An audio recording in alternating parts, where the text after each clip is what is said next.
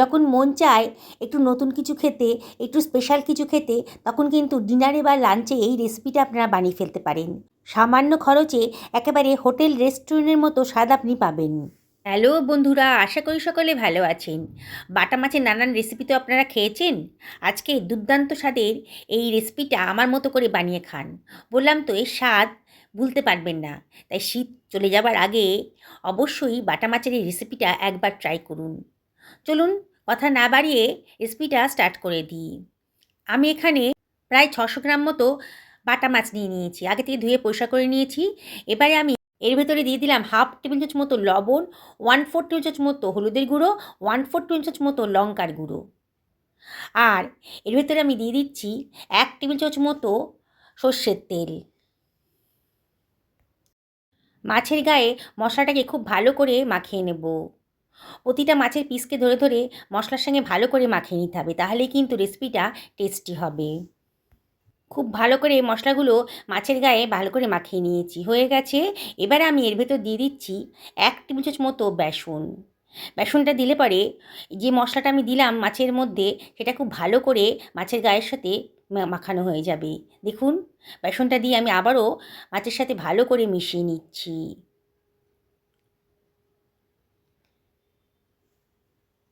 দেখুন, খুব ভালো করে সব কিছু মিশিয়ে নিলাম।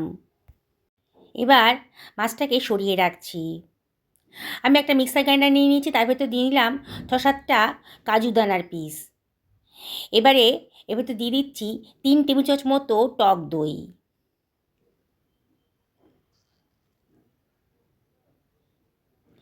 এবারে এর ভেতর দিয়ে দেব বেশ খানিকটা রসুনের কোয়া। রসুনের পরিমাণটা একটু বেশি করে দেবেন, তাহলে কিন্তু খুব টেস্টি হবে। এবারে দিয়ে দিচ্ছি 1 ইঞ্চি পরিমাণ আদা কুচি। এবারে এটাকে আমি গ্রাইন্ড করে নিচ্ছি।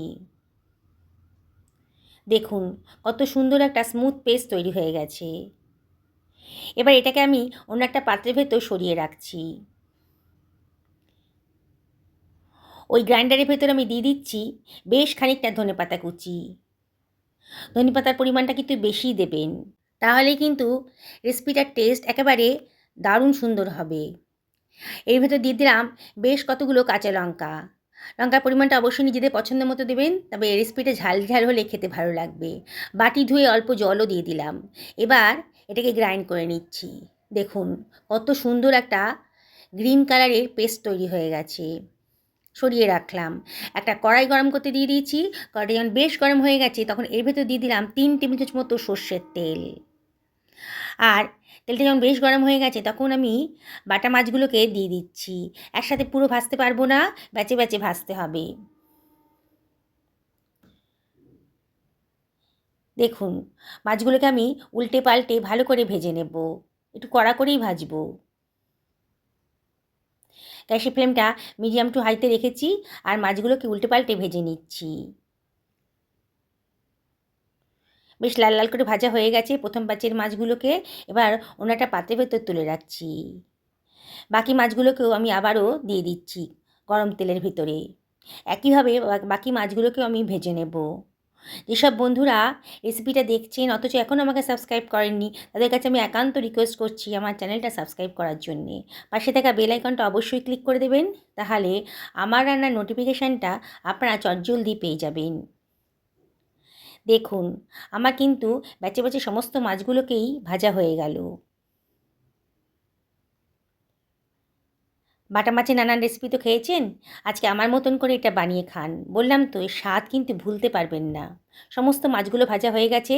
ওই তেলের ভেতরে আমি দিয়ে দিলাম হাফ টেবিল চামচ মতো গোটা জিরে। গ্যাসের ফ্লেমটা এই সময় লোতে রেখেছি। এবারে দিয়ে দিলাম দই কাজুর পেস্টটা, আর বাটি ধুয়ে অল্প জলও দিয়ে দিলাম। এবারে আমি এর ভেতর দিয়ে দিচ্ছি হাফ টেবিল চামচ মতো ধনের গুঁড়ো, হাফ টেবিল চামচ মতো জিরের গুঁড়ো, আর দিয়ে দেব হাফ টেবিল চামচ মতো লবণ। এবারে সব কিছু খুব ভালো করে মিশিয়ে নেব। গ্যাসের ফ্লেমটা লোতেই রেখেছি, আর অনবরত কিন্তু নাড়তে হবে। অসম্ভব টেস্টি একটা রেসিপি আজকে তৈরি হতে চলেছে। তাকে খাওয়াবেন না, সেই কিন্তু রেসিপিটা জিজ্ঞেস করবে যে কীভাবে বানিয়েছেন। দেখুন আস্তে আস্তে কিন্তু গ্রেভিটা ফুটতে শুরু করেছে। মশলাটা বেশ ভালো করে কষানো হয়ে যাচ্ছে, আর মশলার গা থেকে কিন্তু তেলও বেরোতে শুরু করে দিয়েছে। দেখুন কতটা তেল বেরিয়ে এসেছে।